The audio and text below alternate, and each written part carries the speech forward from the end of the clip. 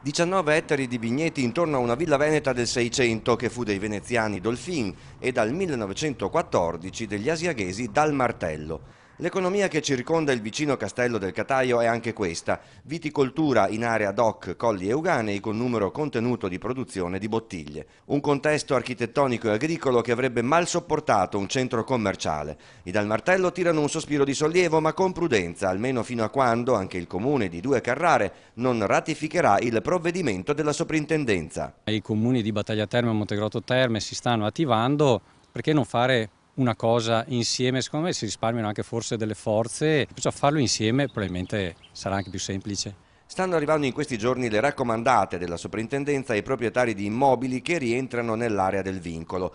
Come dire, lo Stato il suo lo sta facendo, gli enti locali vanno più lenti, forse per una burocrazia molto complessa. La proprietà Dal Martello è poco al di fuori del confine sud dell'area del progetto del centro commerciale, una realtà ritenuta anche da loro inutile e erosiva di un territorio unico. Siamo in equilibrio tra paesaggio e bene architettonico, bene storico.